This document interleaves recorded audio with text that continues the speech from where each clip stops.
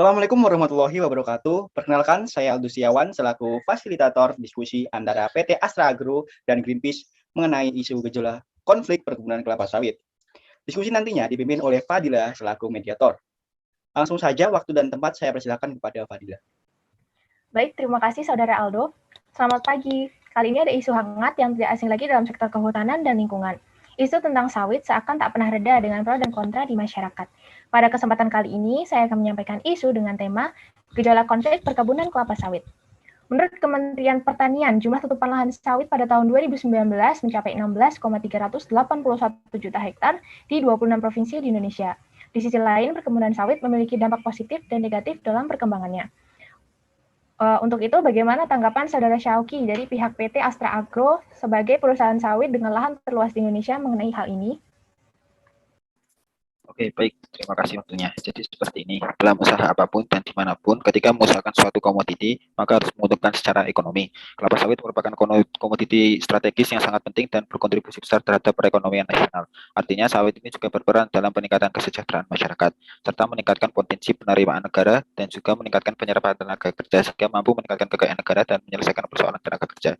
Data yang saya punya, ekspor komoditi sawit ini tercatat sebanyak 12% dari ekspor nasional. Kontribusinya juga mencapai angka 31,4 triliun dengan penyerapan tenaga kerja sebanyak 5,6 juta orang. Seperti itu. Baik, terima kasih atas tanggapannya Saudara Syauki. Jika baru saja kita dengar tanggapan dari pihak Saudara Syauki yang sangat mendukung perkembangan kebun sawit di Indonesia, bagaimana tanggapan Saudara Adam selaku anggota dari Greenpeace Indonesia mengenai isu ini? Jadi begini Mbak Gila, memang sudah sesuai fakta yang disebutkan oleh Saudara Syauki tadi. Tetapi apakah Saudara tahu tak sedikit kita yang dibangun karena lahan perkebunan kelapa sawit yang sangat terbatas. 80% penebangan dilakukan secara ilegal, seolah tak merasa puas. Di tahun 2025 nanti, perkebunan kelapa sawit akan diluas menjadi 26 juta hektar. Padahal dengan menebang dan membakar hutan akan menghasilkan gas emisi dan memicu gas rumah kaca. Lalu juga dapat mengancam hewan-hewan yang tinggal di dalamnya.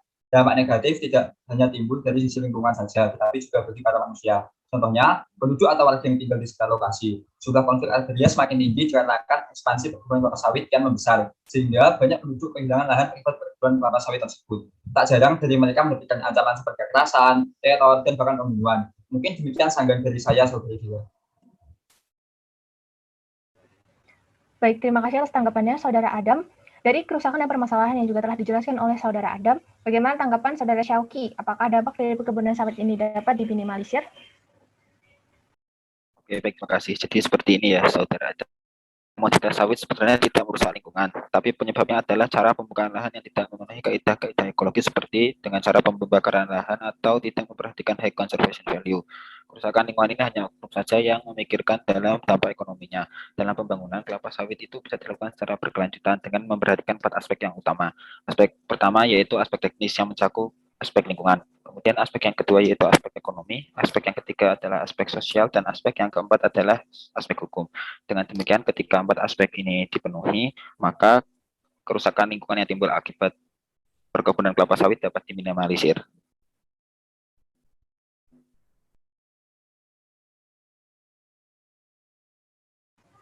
Baik, terima kasih atas tanggapannya Saudara Syauki. Bagaimana tanggapan Saudara Adam mengenai hal tersebut? Apakah alternatif yang telah dijelaskan dapat berjalan secara efektif dan efisien dalam pengembangan perkebunan sawit ke depannya?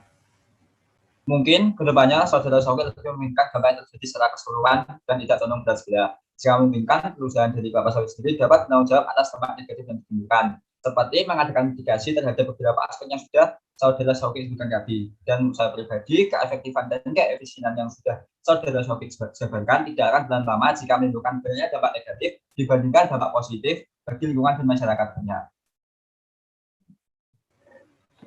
Baik, terima kasih atas tanggapannya Saudara Adam. Selanjutnya saya serahkan kepada Saudara Aldo.